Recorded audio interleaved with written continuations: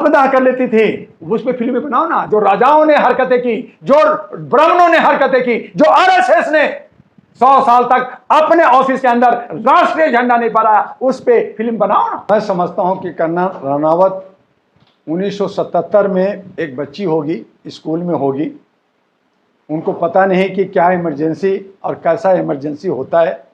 आज अपने आप को सिर्फ फायदा लेने के लिए, रसगुल्ला खाने के लिए, रील में हीरोइन बने रहने के लिए जो इस तरह की पिक्चर बना रही हैं, जिसका फंडिंग आरएसएस बीजेपी कर रहा हो, वो एक पार्टी को दूसरी पार्टी को बदनाम करने की बात कर रहा हो। मैं कांग्रेस का आदमी नहीं हूं, मैं कांग्रेस का भी विरोधी हूं, मैं बीजेपी का भी विरोधी हूं, मैं 12 पार्टियों का विरोधी हूं, लेकिन कंगना रनावत जो एक पार्टी फंडिंग कर करके जो आपको काम नहीं मिल रहा फिल्म इंडस्ट्री में, वो आज जो है प्रोड्यूसर बन रही है।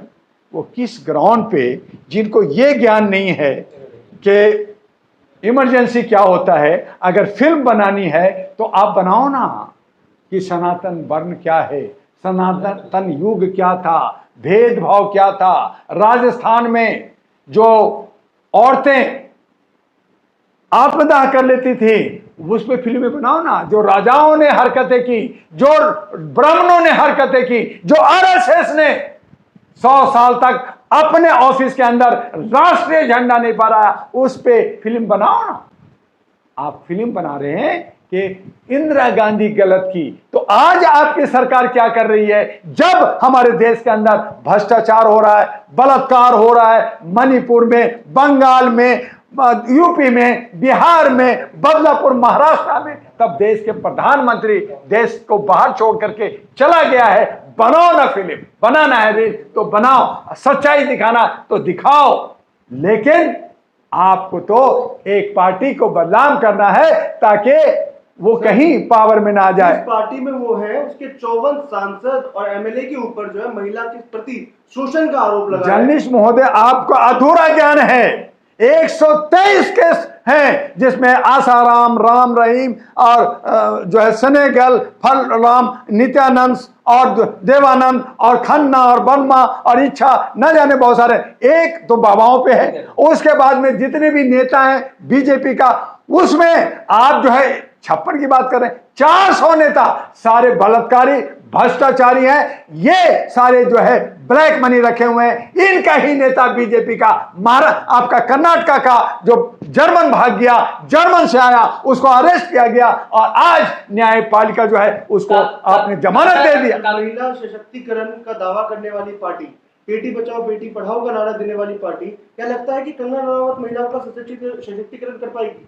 ये बिल्कुल सही कहा कि कंगना रनावत जी को जो इन्होंने स्लोगन दिया बीजेपी ने कि बेटी पढ़ाओ बेटी बचाओ, तो इन्होंने कहा बेटी पटाओ का जो कहानी किया और बिस्तर पे ले जाकर के ये जो आज भ्रष्टाचार का पूरा बाजार गर्म है, उस पे पिक्चर बनानी चाहिए। उस पे ये बोल नहीं रही हैं, उस पे आज राहुल गांधी भी नहीं बोल रहे, आज विपक्ष और पक्ष नहीं बोल रहे। क्यों? क्योंकि महिलाओं को आपने भोग का, आपने संभोग का वस्तु बना दिया है। वो खाली बच्चा जनने का बना रहा है, उसका महत्व, उसकी शक्ति जो है, आपने सोशल जस्टिस आप उनको देना नहीं चाहते हैं। आप दुर्गा कहते हैं, आप लक्ष्मी कहते हैं, आप जो है सरस्वती कहते हैं, लेकिन फिर उसके साथ आप क्या व्यवहार करते हैं? आप हर बार सावन आता है, आप जो है विष्णु देवी, आप घर घर में जो है आप लंगर करते हैं, राज यज्ञ करते हैं, लेकिन राज यज्ञ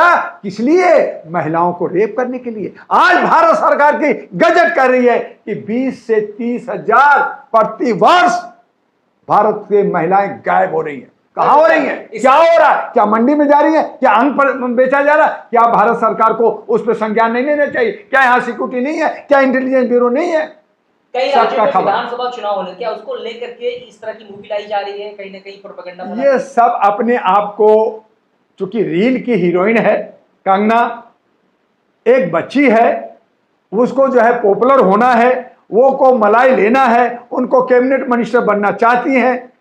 ठीक है, क्या पता मोदी जी को हटा के प्रधानमंत्री ना बन जाए, उसकी भी सपना देखती होंगी।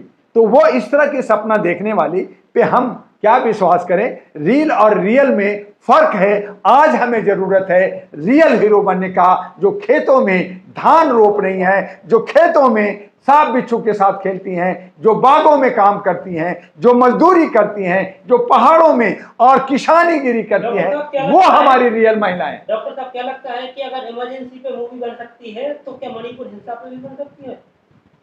बिल्कुल, मणिपुर हिंसा पे बनाए, जैसे केरला फाइल आपने बनाया तो मणिपुर पे बनाइए। आप बंगाल के जो है डॉक्टर के साथ, इंजीनियर के साथ, बदलापुर में 3 साल के बच्ची के साथ रेप होता है, शर्म नहीं आता इनके नेताओं को? और फिर इस पे ये कहते हैं इनको दबा दो, इनको छुपा दो, और ये सोशल मीडिया दिखाती है तो उनकी मीडिया को बैंड कर दो, बंद कर दो। आप कहीं अगर ये बातें आपको अगर सच्चाई बताएंगे तो क्या पता आपके जो है चैनल को भी बंद कर दिया जाए। सच्चाई से ये दूर है, सच्चाई नहीं बताना चाहते। ये सिर्फ एक नैरेटिव पैदा किया है, वोट की राजनीति। किसी तरह से बदलाव करो, वोट लो और लोगों को तोड़ो और फोड़ो। सर, मणिकर्णिका और ये इमरजेंसी फिल्म ना करके कंगना रनावत एक तरफ से ये दिखाती है कि महिलाओं को सशक्तिकरण की मूवी लेके आ रही है, लेकिन उत्तर प्रदेश में पर कैपिटा क्राइम रेट 7.7% है महिलाओं के प्रति।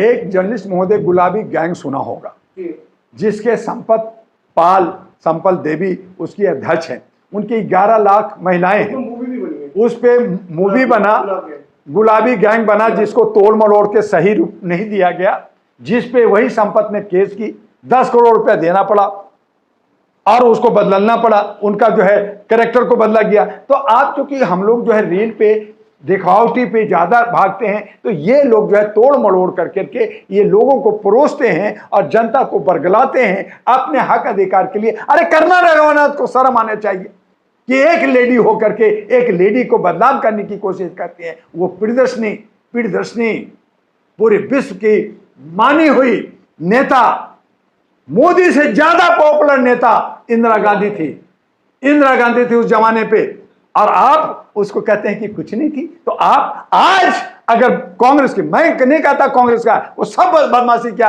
आज 77 साल की आजादी हम लोग मनाया, लेकिन हम आजाद नहीं है। और वो आज कांग्रेस अगर सरकार बने तो यही करना नेवाल कांग्रेस के गोद में बैठ जाएंगी जाकर के। तो ये सब जो है बदले का, ये सब जो है दल बदलू का, मौके का फायदा लेने वाले, ये सब नाम कमाने के लिए। पद्मावत को रिलीज नहीं किया जा सकता, थिएटर के ऊपर आग लगा दिया जाता है, उसमें बदलाव किए जाते हैं। उसी देश में कंगना रनावत की मूवी चाहे मणिकर्णिका हो चाहे कुछ हो, टैक्स फ्री रिलीज हो जाती है, कश्मीर फाइल रिलीज हो जाती है। पद्मा रनावत के डायरेक्टर प्रोड्यूसर, पद्मावत के डायरेक्टर प्रोड्यूसर जो है वो बीजेपी के आदमी नहीं है, वो बेबाक बोलने वाला बिहारी डायरेक्टर है, इसलिए उनको नहीं सुना गया। और ये कंगना रनावत बीजेपी के गोद में खेलने वाली, ये बीजेपी के इशारे पे चलने वाली ये पपट है, और पपट की बात कौन नहीं सुनता। और इसीलिए ये जो है ये गोसिप छोड़ा जा रहा है, सच्चाई से दूर है। हमें रील में नहीं बल्कि रियल लाइफ में गुजरना चाहिए। हमें दलित और शोषित और वंचित का ज्ञान और विज्ञान और उसको उत्थान के लिए सोचना चाहिए। और अगर ऐसा नहीं सोचेंगे तो जो श्रीलंका में हुआ, जो बांग्लादेश में हुआ, जो पाकिस्तान में हुआ, जल्द ही भारत के अंदर ये गृह युद्ध हो सकता है, अंदर की जो है ज्वाला फूक सकती है। अभी आपने कहा कि हम लोगों ने 77वां स्वतंत्रता दिवस मनाया, लेकिन कंगना रनावत की आजादी तो 2014 में मिली है, कंगना रनावत का कहना था। अरे वो तो जो है कहेंगे कि अभी अभी मैं जो है पैदा ली और प्राइम मिनिस्टर बन जाएगी। तो वो उनको क्या पता कि देश जो है कब से चल रहा है, ये भारत ये सदियों से, जिस पे राजा महाराजा कई हजार साल 100 साल तक शासन किया, उस पे 800 साल जो है मुगलों ने शासन किया, फिर अंग्रेजों ने 196 साल शासन किया। उस वक्त कंगना रनावत को कुछ नहीं पता। आज हमारा 77 साल हमारा देश की आजादी का हो गया है, यहाँ काले कौवे कुत्ते कर रहे हैं और ये कहते हैं कि 2014 में शासन हुआ, तो फिर आरएसएस 100 साल क्यों मना रही है? कहे ना कि 10 साल हम हुए हैं, आरएसएस की सरकार है तो 10 साल का आखिरी सवाल ये होगा कि संजय लीला भंसाली के साथ पार्शियलिटी आप खुद ही कह रहे हैं। बिल्कुल पार्शियलिटी होती है। यही हो रहा है कि अगर कोई मुसलमान हीरो है और कोई आपका आरएसएस का है तो आपने अभी देखिए, अभी जो है पद्म भूषण अवार्ड, बाकी अवार्ड राष्ट्रपति भवन में हाल फिलहाल में दिया गया, आप उसमें देखिए कि सारे साउथ का और नॉर्थ ईस्ट के लोगों को दिया गया, बाकी लोग कहां गए? नॉर्थ इंडिया के लोग और बाकी लोग नहीं थे क्या? तो वहां पार्शियलिटी होती है। जो आरएसएस, आज मैं कह रहा हूं कि 5 लोगों का हाई कोर्ट में जज बनाने के लिए नाम भेजा गया कोलेजियम सिस्टम में, उसमें 3 आरएसएस के लोग हैं और 5 के 5 ब्राह्मण हैं। क्या उसमें कोई दलित और शोषित नहीं मिला? क्या पिछड़ा लोग नहीं मिला?